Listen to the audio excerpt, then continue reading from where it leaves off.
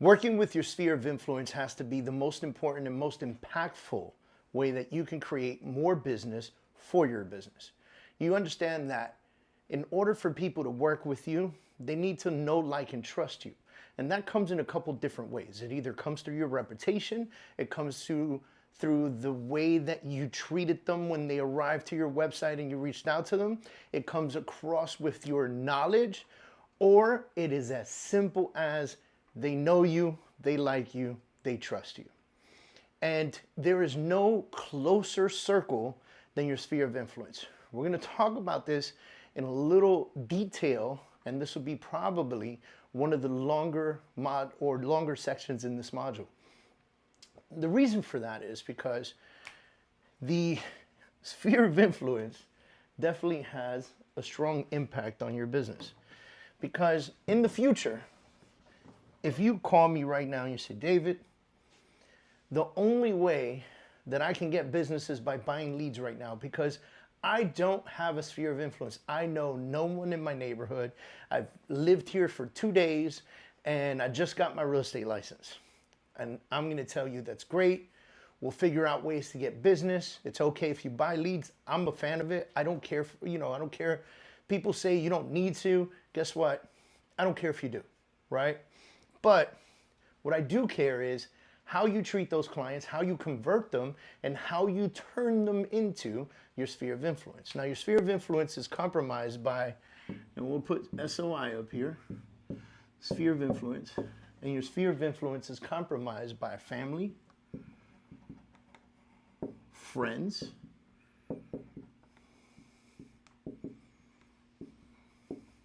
could be colleagues and coworkers. Some of you are not full-time real estate agents, right? They could be your spouse's coworkers.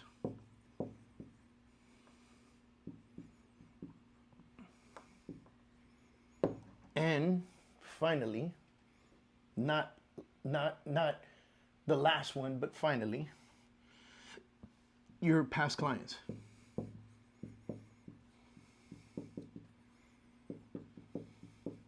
And I say not the last one, but finally, because this is what we're going to talk about today, but it's not necessarily limited to just this, right? But this is what comprises your sphere of influence, or your SOI. When you have this together, the ability to box these folks up and communicate with them at a very high level becomes the most important thing you'll ever do in your business. See, your family, for some reason, we all expect them to remember what we do for a living. But guess what? Aunt Jane and Uncle John, they don't give a shit. And I'm saying it to you as real as I possibly could.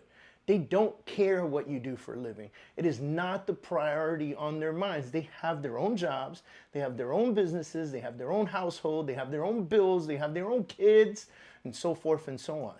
It is your job and your responsibility alone to remind Uncle John and Auntie Jane that you're in the real estate industry. When one of these folks buys a house without you, it is not their fault for not remembering what you do for a living. It is your fault for not having a high level of communication with them. Now, I'm going to give you some tips here, because the first thing I want you to understand is your power circle. Now, there is a belief that your power circle consists of 8. I'm going to name it here. Power circle.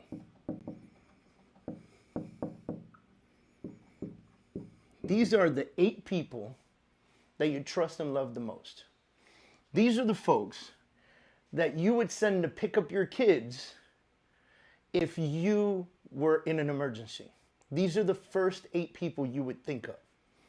And your power circle, 1, 2, 3, 4, 5, 6, 7, 8 folks need to be your number one cheerleaders. And the only way they're going to be your number one cheerleaders is by you consistently communicating and reminding them that you're in this wonderful industry of real estate, right?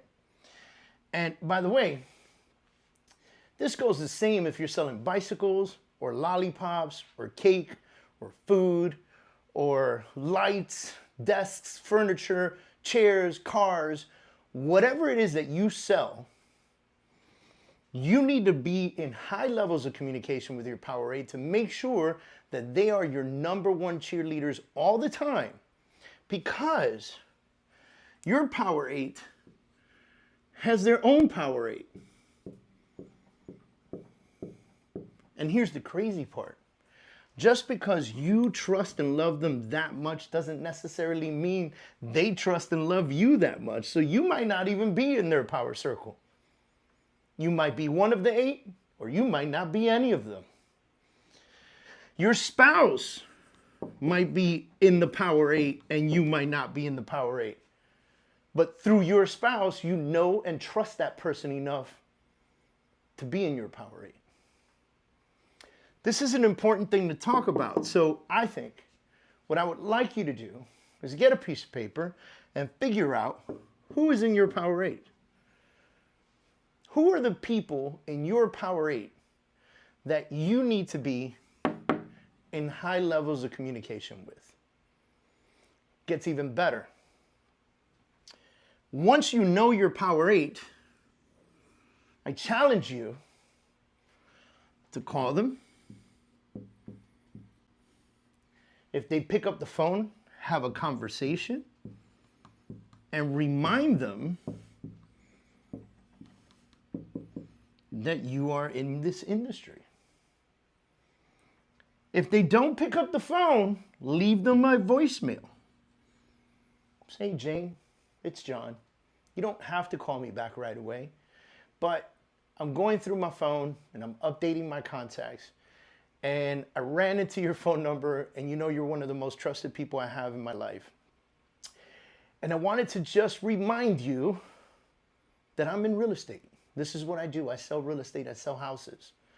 And I'm reminding you, and although you might remember that, I know that you have a life, your brain is busy, and I just want to make sure that the next person that you run into that mentions real estate, you just think to yourself, oh my gosh, I have a friend.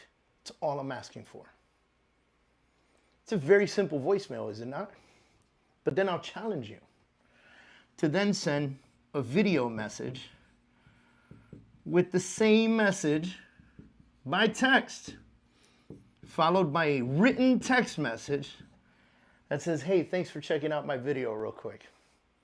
Miss you, right? Because they're in your Power 8, so you might miss them, might love them. Love you, right?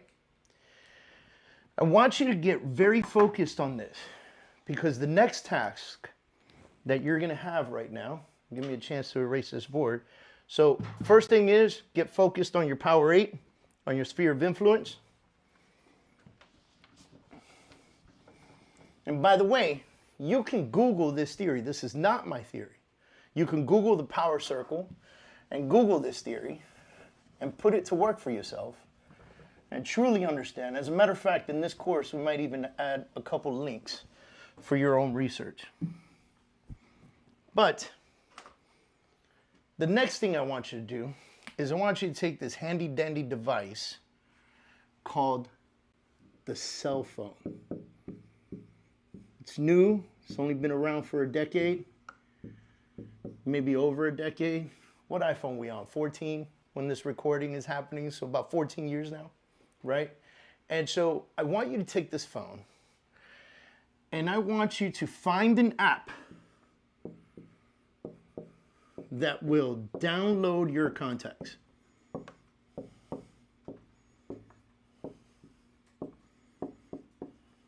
And I want you to download those contacts to a CSV file, aka Excel spreadsheet, aka Google worksheet, whatever you want to call it. But I want you to download this contact list to a CSV file. Okay? Step number 1, find the app. Step number 2, download the stuff. Step number 3, filter contacts.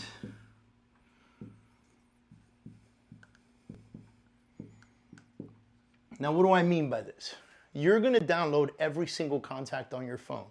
And there's going to be contacts in there that are not legitimate contacts that you might want to call and talk about real estate, right? Like Walgreens or the supermarket or, you know, ABC Town Hospital or the Township Center, right? Or the community center, right? These are not places that you're going to contact as a person and reach out to them and talk to them one-on-one about you selling real estate. However, once you get rid of all those names, you're going to have your finalized list of people. And now I understand that a lot of you are going to have people in your industry in your phone. So you're going to create tags. I want you to create the following tags. I want you to tag agents. If you're a real estate agent, right? I want you to tag lenders, because you're going to have lenders in your phone. Then I want you to tag sphere of influence. We already talked about who those are. Then I want you to tag contacts. That's everybody else.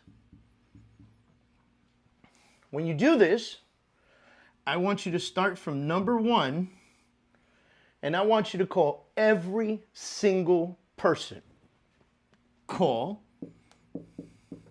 speak,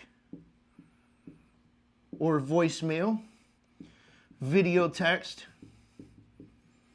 followed by written text. Call, communicate, speak. They don't pick up the phone, leave a voicemail. Always send a video text, followed by a written text. This should be your mantra. This should be your mantra when it comes to your sphere of influence. And what I want you to do is I want you to call everyone. This is the script you're going to follow right here. Hey, Jane, it's David Kurz. How you doing? It's been a long time. Listen, you know, I've been crazy busy selling a lot of houses, and the truth is I have not updated my contacts in forever. So, Jane, I wanted to confirm with you. Is this your email, jane123@123.com? It is? That's awesome. Jane, look, every once in a while you're going to get an email from me. Don't go crazy. I just want to constantly stay reminding folks that I'm in real estate because, hey, this is my livelihood, right? By the way, do you own your home? You do? That's fantastic. Listen, if you give me the address to your home, I will send you a quarterly update automatically from my system that will give you the value of your home. That way, if you ever think about selling, you kind of know what the value is and you can reach out to me. Is that okay with you, Jane? Fantastic. So glad to hear that. I'm going to set that up for you.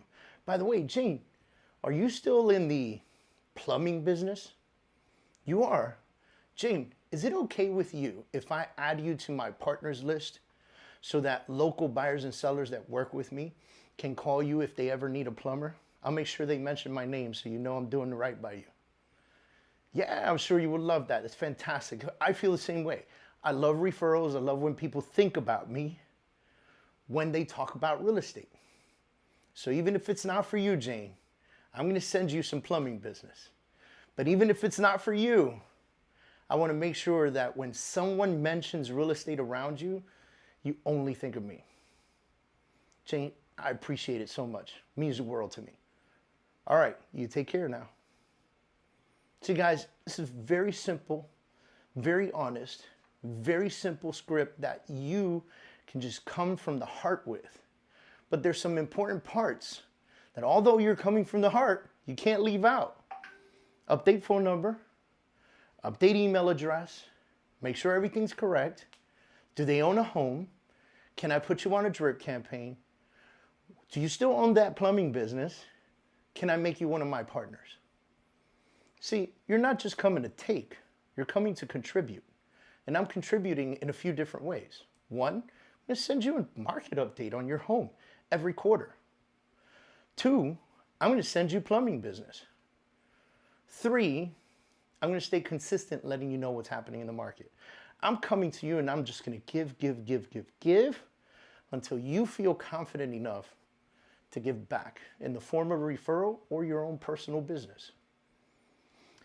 I challenge you guys to this, and here's the crazy part, and I'm going to say this to you, and some of you are going to get upset with this.